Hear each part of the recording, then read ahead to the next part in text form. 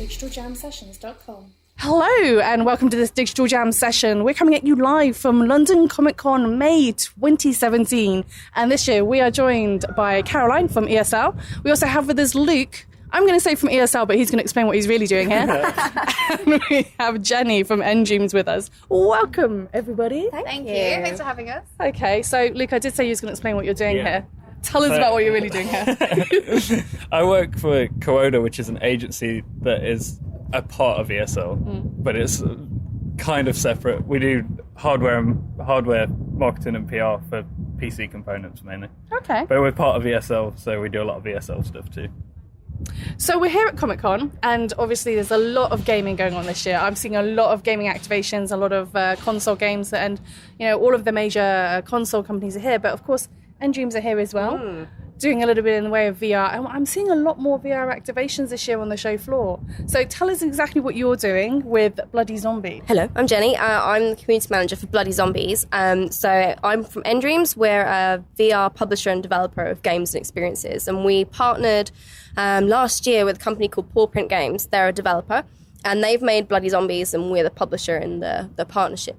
And so we're showing off for the first ever time at MCM. We're so excited. And Bloody Zombies is a VR brawler. It's a multiplayer couch co-op game where one person's playing in VR and you can get up to 3 other players playing on the TV, and you have to team up, bash brains, and save London from a horde of bloody zombies. And it's super cool. It's in VR and on TV.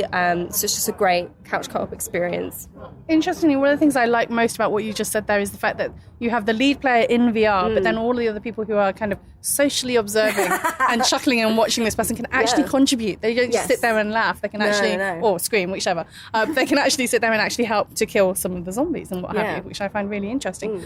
But I'm going to come back to eSports, okay? Because one of the interesting people that I saw downstairs was the guys from the pro drone racing. And they are in there with their little goggles on. And they, when I said, "What do you call these goggles? What would you call these goggles?"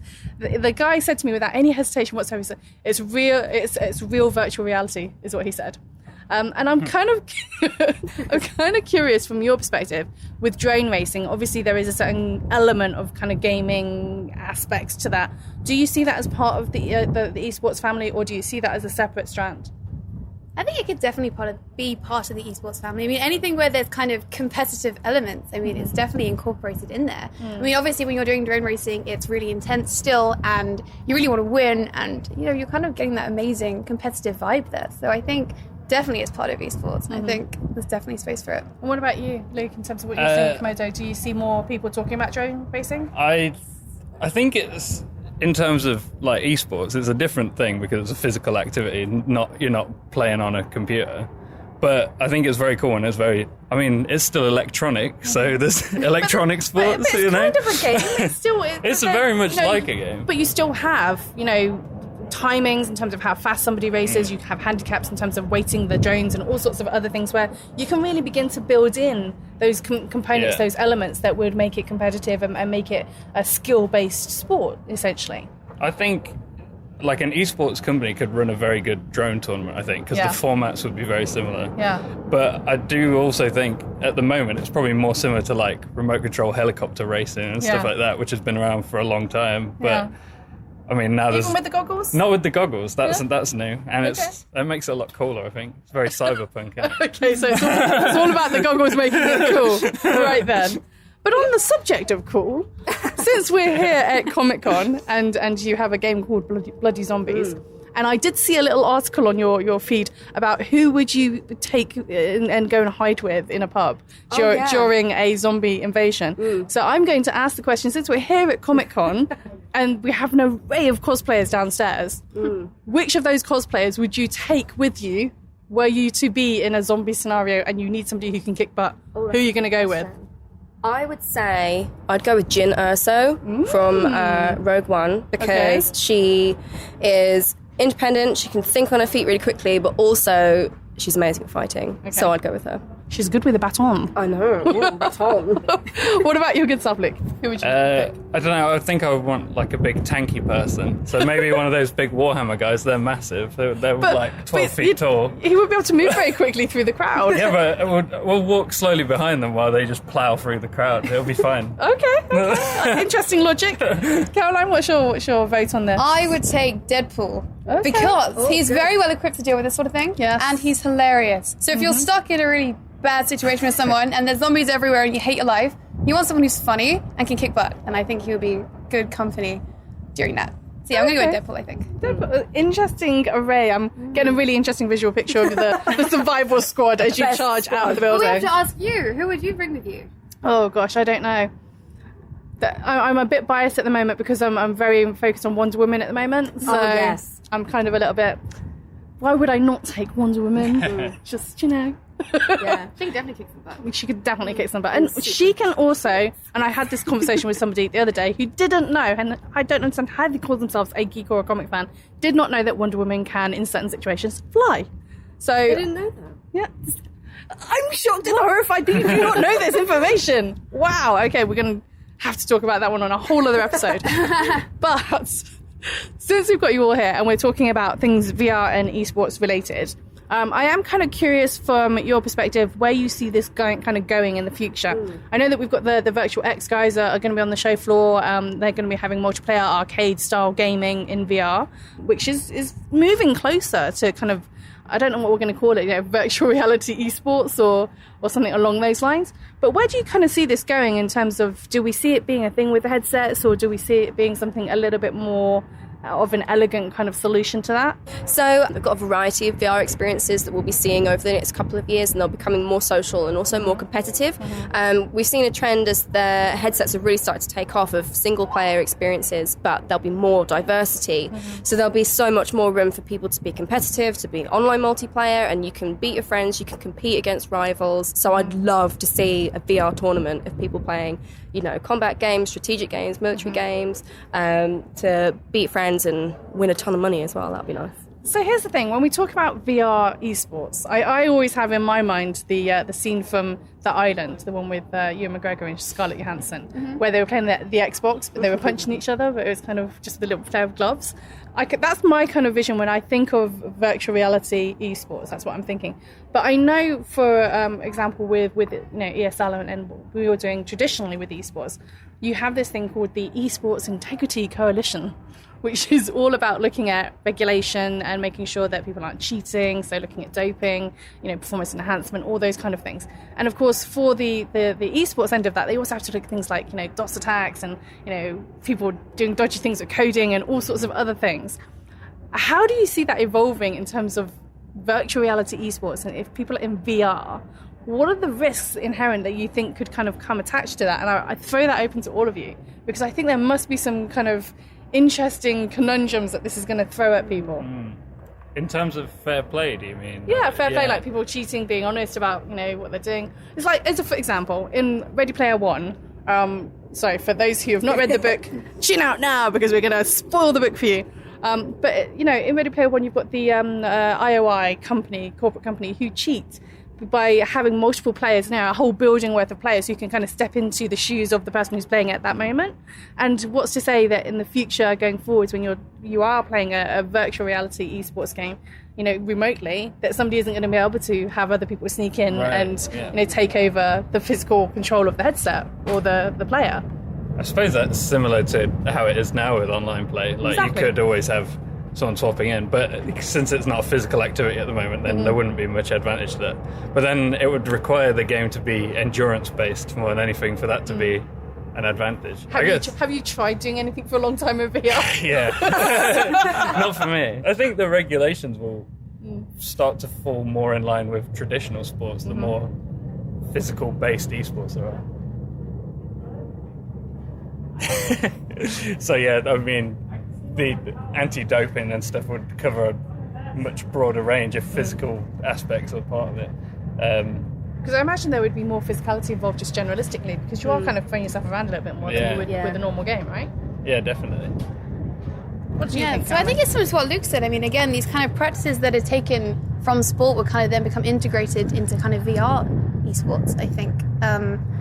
But yeah, so obviously there are issues now with esports, regular esports, so we have to kind of adapt to those. And I think going forward into VR, so obviously VR is massive now and it's definitely becoming a lot more popular. But it's not as widespread, so obviously still people aren't really bringing it into their homes as much because it's still quite expensive and still a little bit niche. But the more that it kind of gets out there, the more that we will have to adapt to kind of integrate it in, because obviously we want to give people what they want, and VR is definitely becoming that. And we have to be able to find a way to make sure that we can make sure that it's all good for everyone, and that there's no one kind of jumping in and trying to hack what you're doing or trying to manipulate the gameplay. But it's very similar to what we're doing now, which is regular esports on PC, because people can still hack on PC and you can still have all these issues like you mentioned. Yeah. It's just about kind of seeing these issues and then kind of trying to act before they happen. Head them off at the pass. Yeah, we're trying to do that. We're just trying to figure out what they are first. Okay. So I find it kind of interesting that one of the things that you've mentioned there is that VR is that thing that people are asking for, and you're seeing that rise in popularity. And I think on the flip side, it's kind of funny because I was speaking to somebody from a creative agency, media agency, yesterday, and they were like, yeah, I'm not really convinced about this VR thing. Nobody's making any money out of it. We don't really know how this is going to work, and why would we do it? And there was a lot of kind of skepticism, might be the word, when it came to kind of integrating VR as a practice within their business. So I'm curious from your perspective, Jenny, how you see this kind of moving forwards, because I think Caroline is kind of hitting the nail on the head when we say that actually VR has a lot of potential in terms of as a massive sporting kind of e-sport category of people wanting to watch other people playing a game within VR. I think there's a lot of potential there. What would be your sentiment in terms of what would you say to these agencies that are sitting there going, well, nobody's making any money out of this yet? Oh, I am hugely biased. I'm so privileged to be able to experience VR every day.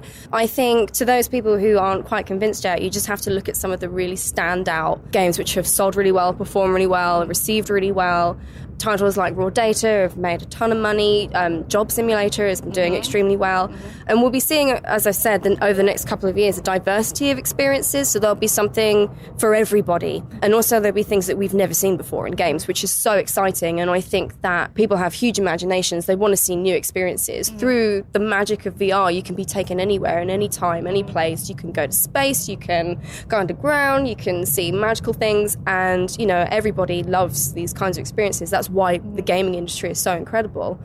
So we're still early days. I think it will be a slow burner, but it's the same with any emerging technology. You're not going to see it take off straight away. But we've seen, for example, with PlayStation VR, has been really successful and has had a really good sales period since it launched. I think we'll only see it grow, and I'm really, really excited to see what's coming out in the next couple of years too. Okay, so here's the thing. We're talking about esports and VR. I am curious then, given that we're saying that VR can take you anywhere, any place, any time, doing whatever it is that you could imagine doing, what would be the VR esports experience that you would want to compete at with other people? I'm just curious what kind of experiences you want to kind of compete within.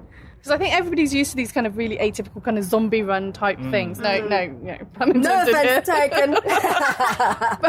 But they're used to, either shooting zombies or first-person shooters like Call of Duty type things. And, certainly with esports, one of the things I found quite surprising was, for example, the Vainglory championships that you guys just did, where it's a mobile game. And I'm just not used to seeing mobile gaming being in, an esports tournament. Yeah. So I'm kind of curious, what is the experience that you think you'd really love to try that in VR and be able to compete against, with other people?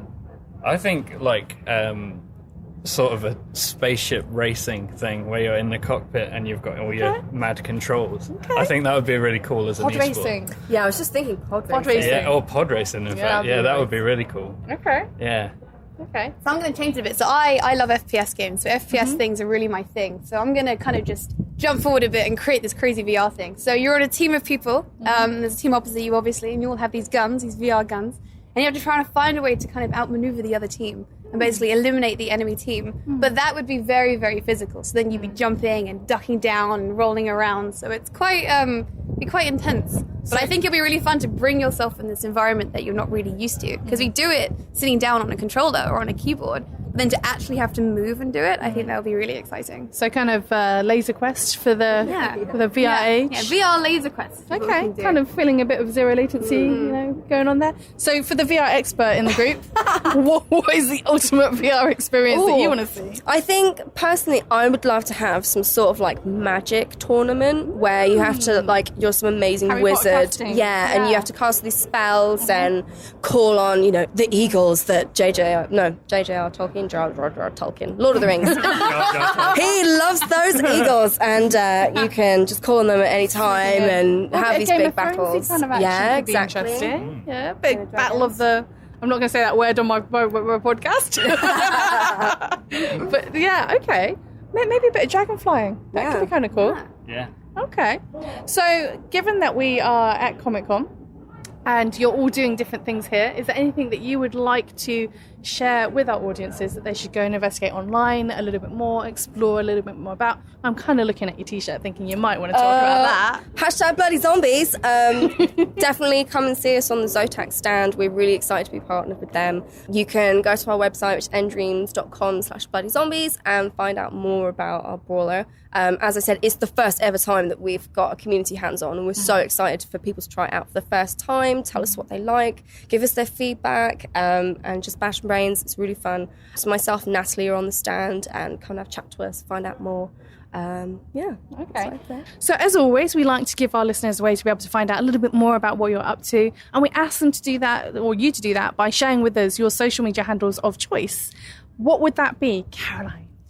In my social media handles or ESL social media handles. Whichever so you all prefer. of them. Well, definitely ESL would be a really good one to go with. So obviously ESL Prem is the one that you should be following because that's how you can stay up to date with all of the amazing things that we're doing for the Premiership. So that's our national league for those of you that don't know. And it comprises of a variety of games depending on what season it is. So Hearthstone, League of Legends, Counter-Strike.